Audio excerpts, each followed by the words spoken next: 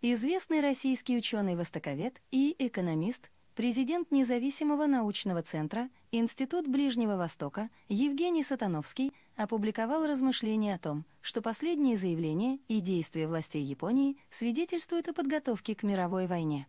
По дороге к Третьей мировой Япония возвращается на мировую арену в том самом качестве, в котором пребывала до и во время Второй мировой войны, пока ее не разгромили на море американцы, а Квантунскую армию в Китае, Советский Союз, и американцы ее не оккупировали.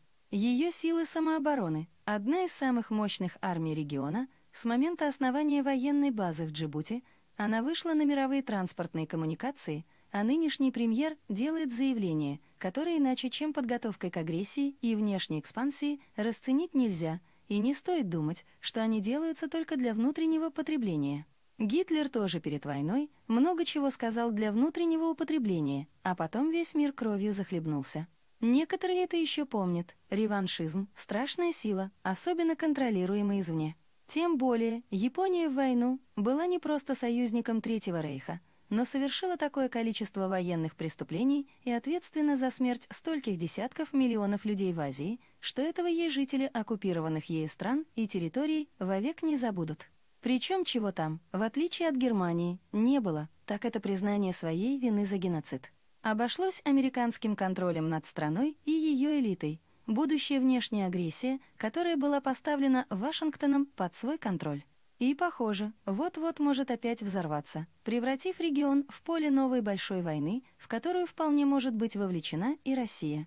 Соединенные Штаты после всех жертв среди мирного населения, которые Япония понесла от их действий в войну, сожженного их авиацией Токио, 2 городов, уничтоженных атомными бомбардировками и десятилетий оккупации. Это для Токио союзник, а Россия, которая с Японией дважды за последние столетия воевала, противник. Впрочем, не одна.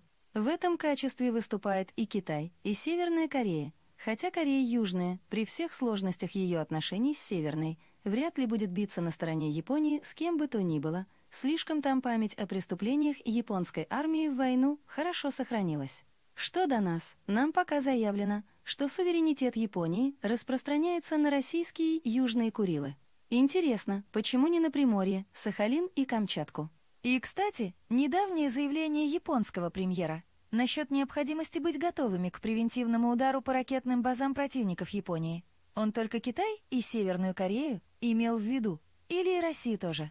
Очень похоже, что верно последнее.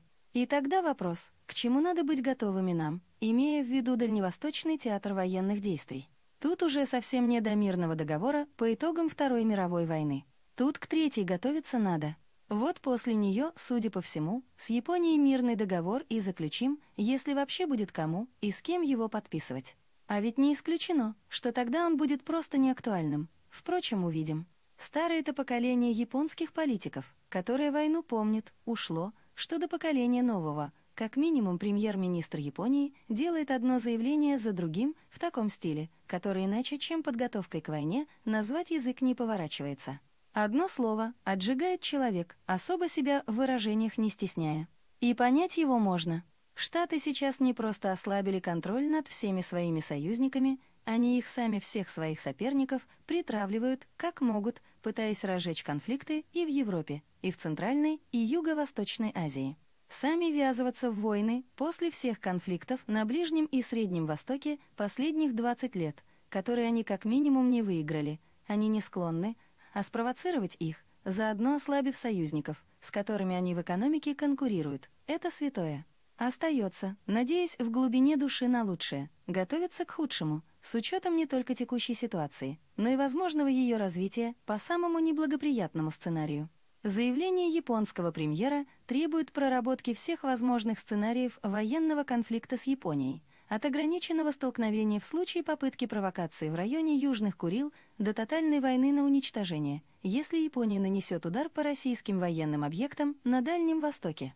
Дедушке когда-то с японцами там в 30-х приходилось воевать, а в 50-х к новой войне, которой тогда не случилось, готовиться. Обошлось войной в Корее. Результаты известны. Память жертв своих новых войн в храме Ясукуни японцы потом почтят, если он к тому времени еще сохранится.